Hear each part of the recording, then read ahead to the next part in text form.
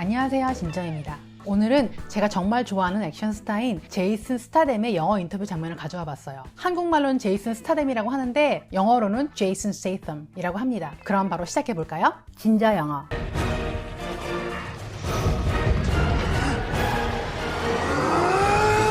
Is it giving too much away to mention that you wind up hitting each other after that clip? Yeah, that's what happens. Yeah. It's the usual. I assume you've been in a number of real fights, and maybe that's presumptuous, but yes? It's presumptuous, but correct, yeah. Correct?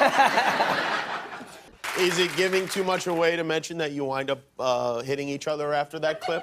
Yeah, that's what happens. Yeah. It's the usual. I assume you've been in a number of real fights, and maybe that's presumptuous, but yes? It's presumptuous, but correct, yeah. Correct? You wind up hitting each other after that clip? 영화에서는 근엄한 표정으로 많이 나오는데 이렇게 웃는 모습을 보니까 색다르고 좋은 것 같아요. 여기서 제가 찝어드린 wind up은 결국 뭐뭐 하게 되다 라는 뜻인데요. 스펠링이 바람을 뜻하는 wind랑 똑같아서 wind up이라고 하기 쉬운데 wind up이라고 해요. 이건 원어민이 굉장히 자주 쓰는 표현이고요. 비슷한 표현으로는 end up이 있어요. Things you own end up owning you. What are the big differences between movie fighting, besides the obvious, and real fighting? What we're doing on the screen, we're not actually hitting each other.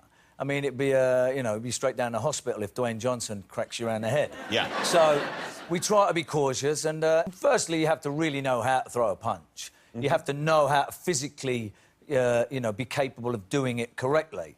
And then, obviously, the accuracy has to be a little bit off. What are the big differences between movie fighting, besides the obvious, and real fighting? What we're doing on the screen, we're not actually hitting each other. I mean, it'd be, it'd be straight down the hospital if Dwayne Johnson cracks you around the head. Yeah. So we try to be cautious, and firstly, you have to really know how to throw a punch. You have to know how to physically, be capable of doing it correctly. And then, obviously, the accuracy has to be a little bit off. Firstly, you have to really know how to throw a punch. 혹시 제이슨 스타뎀의 발음이 잘 안 들렸던 분이 있다면 손 들어보세요. 제이슨 스타뎀은 런던 지역에서 흔히 들을 수 있는 억양을 구사하는데요. 자세히 들어보면 T 발음을 목 뒤로 넘기듯이 생략해서 발음해요. How to throw a punch 할 때 how to throw a punch 이렇게 발음하죠. Firstly, you have to really know how to throw a punch.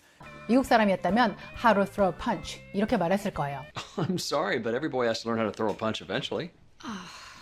나라, 지역 혹은 개인마다 발음이 다르기 때문에 영어 듣기에 어려움을 겪는 분들이 많아요. 근데 특정 나라나 특정 지역의 사람들이 발음하는 패턴을 파악하면 듣기가 훨씬 쉬워져요. 문제는 이 패턴이 한두 가지가 아니라는 건데요. 한두 개씩 천천히 익히다 보면 이게 나중에 쌓여서 웬만한 발음은 다 잘 들리게 되는 날이 와요. 제가 그랬거든요. 미국에 처음 이민을 왔을 때 정말 다양한 나라와 지역에서 온 사람들을 만났고 이 사람들의 영어 발음이 다 제각각인 거예요. 당연히 멘붕이 왔죠. 근데 자꾸 듣다 보니까 패턴이 있더라고요. 이 나라 사람은 이걸 이런 식으로 발음하고 저 지역 사람들은 저걸 저런 식으로 발음하고 이런 거요. 지금은 원어민이든 비원어민이든 웬만한 발음은 다 알아들어요. 물론 사투리가 엄청 심하거나 그러면 힘들긴 하죠. 예전에 제가 읽은 동화책에 이런 내용이 있었어요. 어떤 나라에 되게 예쁜 공주가 살고 있었대요. 이 공주님이 나이가 차서 결혼할 때가 되자 신랑감을 구한다는 광고를 붙였는데요. 그 남자의 조건이 코끼리 한 마리를 다 먹을 수 있는 남자였어요. 그래서 이웃나라 왕자님, 건장한 장수 이런 사람들이 다 이렇게 기세등등하게 와가지고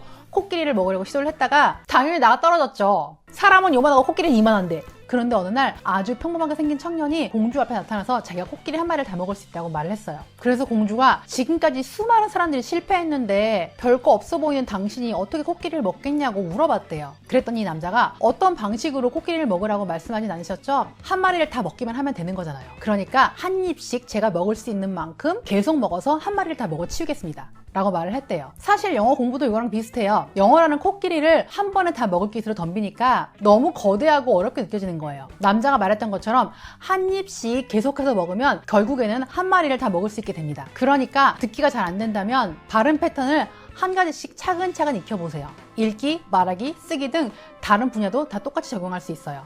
Punch me in slow motion, and then when we play this back, we'll speed it up, and then the audience at home won't know what the hell went on. Yeah, and all of a sudden...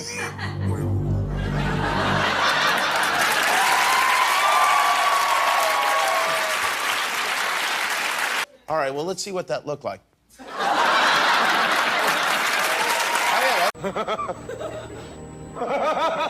지금까지 저는 진짜였고요. 오늘 영상이 재밌었다면 좋아요와 구독 눌러주세요. 그럼 다음에 또 봐요. 안녕.